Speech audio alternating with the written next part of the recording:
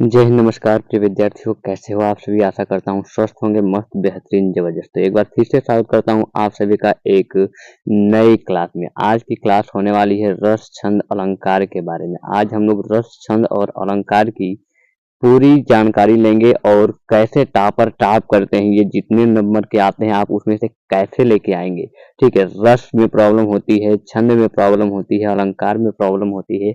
तो आज एक मैं न्यू बेस्ट टॉपर ट्रिक लेके आया हूँ जो आपके क्लास 10th के बोर्ड एग्जाम में 100% मैं कह सकता हूँ कि ये आएगा। मेरे साथ ही अगर ये 100% आएगा तो आप मेरे साथ जरूर बनिए रहिएगा, क्योंकि ये आना ही आना है और आप अपना पूरा ये मार्क्स, जितने मार्क्स का भी होगा, ये आप पूरा करके आने वाले हैं। तो बिना देर करते हुए सेशन को लाइक कर दीजिएगा एक प्यारा सा, और चैनल पर नए हो तो सब्सक्राइब कर दीजिएगा और दोस्तों के पास शेयर करना ना भूलिएगा। ठीक है, चलिए बिना देर करते हुए बढ़ते हैं मेरे साथी अपनी क्लास की तरफ, और क्लास आज का बहुत शानदार है।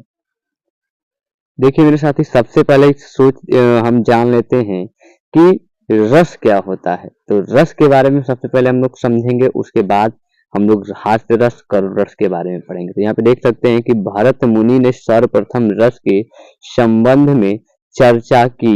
उन्होंने विभाव, अनुभाव और व्यभिचारी भाव यानी कि संचारी भाव के संयोग से रस की निष्पत्ति की है।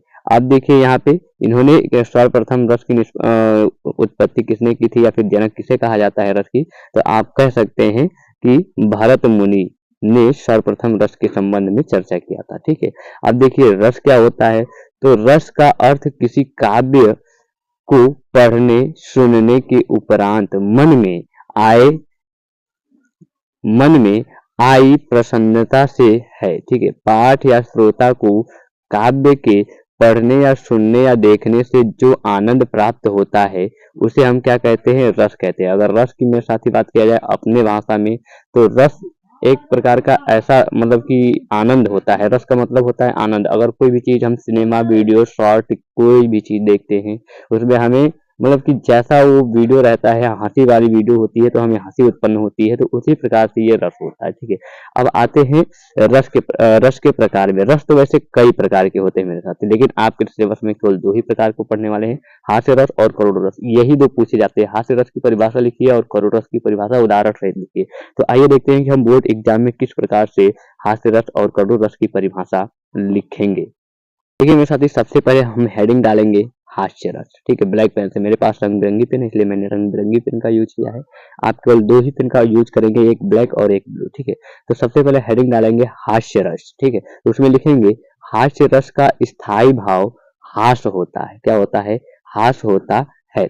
जब किसी व्यक्ति की वेशभूषा, चेष्टा आदि को देखकर मन में हंसी उत्पन्न होती है तो उसे हास्य रस कहते हैं। इस प्रकार से आप अपने बोर्ड एग्जाम में इतना लिखेंगे। उसके बाद आप छोटा सा एक उदाहरण देंगे कि हाथी जैसी देह, क्या है, हाथी जैसी देह, गैंडे जैसी चाल, तरबूज सी खोपड़ी और तरबूज जैसी गाल। ठीक है, तो इस प्रकार से इसमें हंसी उत्पन्न होगी कि हाथी जैसी देह है, गन्ने जैसा आप चाल चल रहे हैं, तरबूज जैसी खोपड़ी और तरबूज जैसा ही गाल है। ठीक, तो इस प्रकार से इसमें हंसी उत्पन्न हो रही है। ठीक है मेरे साथी, तो ये रहा हमारा हास्य रस।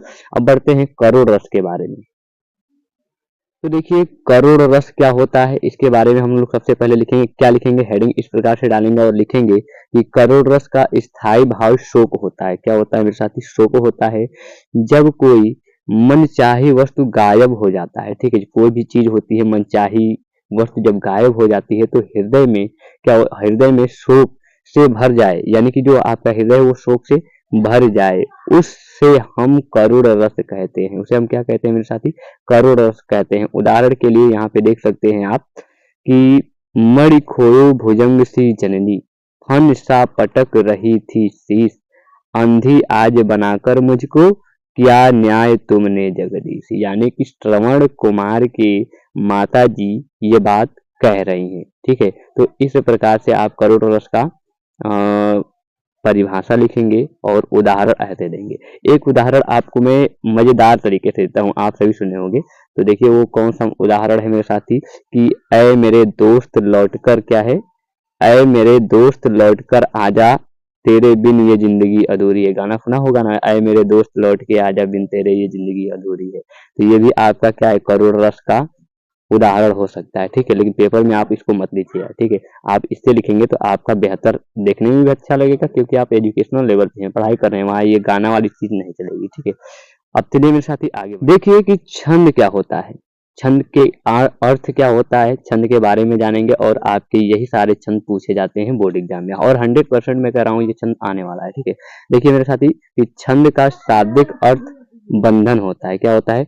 छंद का शाब्दिक अर्थ बंधन होता है। वर्ण, गति, मात्रा, विराम तथा तुक आदि नियमों पर आधारित रचना छंदबद्ध रचना कही जाती है, अर्थात इसे क्या कहते हैं? छंद कहते हैं। अब पहला आप लोग पढ़ेंगे कि सोरठा छंद क्या होता है। तो देखिए मेरे साथी, पहला है आपका सोरठा छंद। सोरठा छंद, तो इस प्रकार से आप हेडिंग डालेंगे, उसके बाद हेडिंग में डालेंगे लक्षण। आप लक्षण डालने के बाद लक्षण में क्या लिखेंगे कि यह दोहे का उल्टा होता है। कैसा होता है? यह दोहे का उल्टा होता है। इसके प्रथम एवं तृतीय चरण में 11 मात्राएं तथा द्वितीय चरण में या फिर चतुर्थ चरण में 13 मात्राएं होती हैं। उसके बाद से आप उदाहरण या स्पष्टी एवं स्पष्टीकरण करके हेडिंग डालेंगे, उसमें आप उदाहरण लिखेंगे।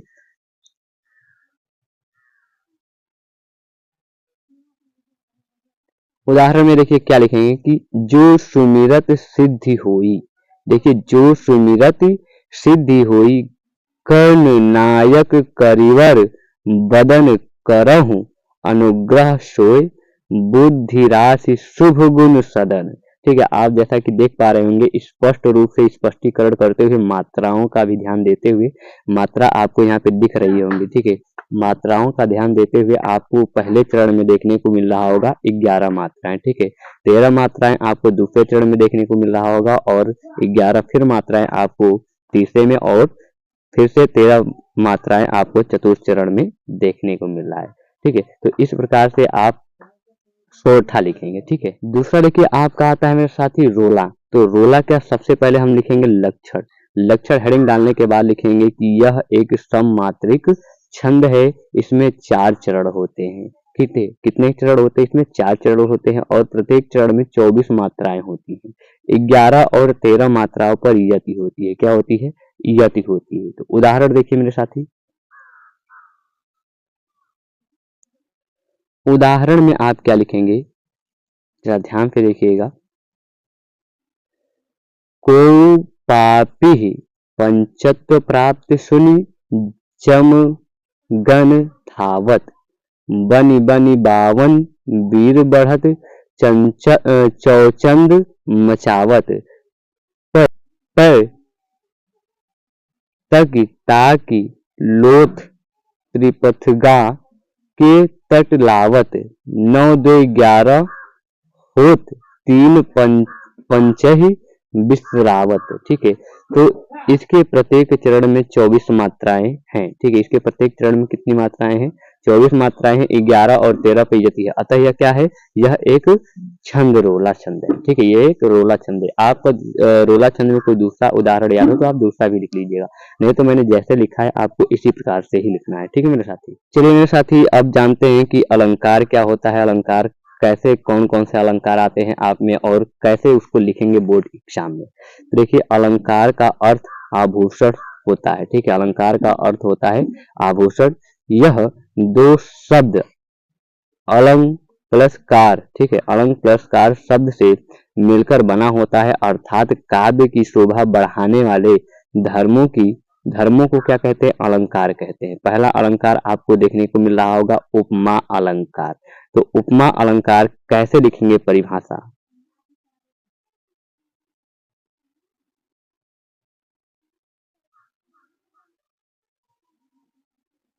हेडिंग डालेंगे परिभाषा मेरे साथी, और लिखेंगे यहाँ पे कि जहां किसी एक वस्तु की किसी दूसरे प्रसिद्ध वस्तु से गुण, धर्म और स्वरूप के कारण समानता या तुलना की जाती है। क्या की जाती है? तुलना की जाती है। वहां उपमा अलंकार होता है। उपमा अलंकार के 4 अंग होते हैं। पहला आपका देखने को मिल रहा होगा उपमेय, दूसरा उपमान, तीसरा वाचक शब्द, ठीक है, और चौथा है साधारण धर्म। ठीक है, तो पहले देखिए उपमेय में क्या होता है, जिस वस्तु की समानता बताई जाती है। ठीक है, और दूसरा में क्या है, उपमान, जिस वस्तु से तुलना की जाती है। वाचक शब्द के बारे में देखिए,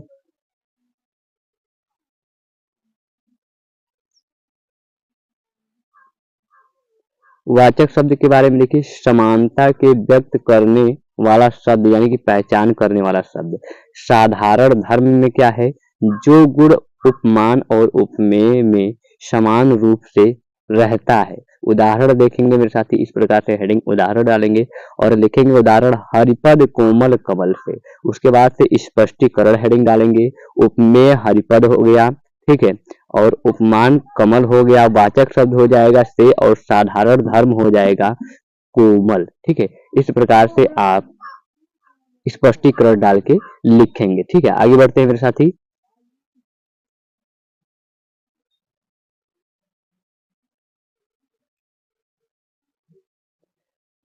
रूपक अलंकार आपका दूसरा है। तो रूपक अलंकार लिखने के लिए सबसे पहले हम परिभाषा लिखेंगे और परिभाषा हेडिंग डालेंगे इस प्रकार से कुछ, और लिखेंगे यहाँ पे कि जहां उपमेय में उपमान का निषेध रहित आभेद आरोप किया जाता है, अर्थात उपमेय और उपमान में अभिन्नता प्रकट की जाए, वहां रूपक अलंकार होता है। उदाहरण के लिए आप देख सकते हैं चरण कमल बंदो हरिराई। चरण कमल बंदो हरिराई, स्पष्टीकरण आप हेडिंग डालेंगे, यहाँ लिखेंगे कि यहाँ चरण में कमल का भेद ना रखकर एक रूपता बताई गई है, अतः यह क्या है, एक रूपक अलंकार है। उत्प्रेक्षा अलंकार आता है मेरे साथी।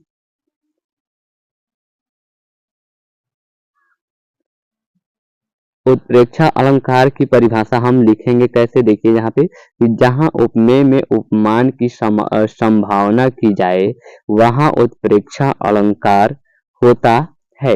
मनु, मानो, जनु, जानो, मनहु, जनहु आदि उत्प्रेक्षा के वाचक शब्द होते हैं। उदाहरण देखेंगे मेरे साथी, उदाहरण हेडिंग डालेंगे और लिखेंगे सोहत ओढ़ो पितु, पितु पटु, श्याम सलोने घात, मनो नीलमणि शैल पर आतपु परव प्रभात। ठीक है, तो इस तरह से हम लिखेंगे उदाहरण, और उदाहरण के बाद हम लिखेंगे स्पष्टीकरण हेडिंग डालेंगे। स्पष्टीकरण में लिखेंगे यहाँ पीत वस्त्र धारण किए हुए कृष्ण के श्याम शरीर यानी कि उपमेय है। ठीक है, ये क्या है, उपमेय है, में प्रातः कालीन धूप से शोभित नीलमणि शैल, जो लिखा है आपका नीलमणि शैल, यहाँ तक की है आपका उपमान की संभावना की गई है, अतः यह उत्प्रेक्षा अलंकार है।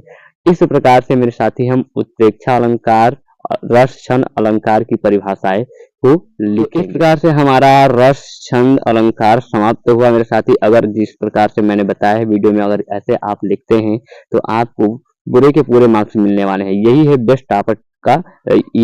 अगर आपने इसे याद कर लिया मेरे साथी, और याद कर लेना, कर लिया नहीं कर लेना, क्योंकि 100% आपके बोर्ड एग्जाम ये आने वाला है। तो अगर वीडियो अच्छा लगा हो तो लाइक कर दीजिएगा, चैनल पर नए हो तो सब्सक्राइब कर दीजिएगा, और इससे भी बेहतर मैं आप सभी के लिए वीडियो लाता रहूंगा। ठीक है, तब तक के मिलते हैं एक नई जानदार शानदार वीडियो के साथ। तब तक के लिए बाय बाय, टाटा, धन्यवाद।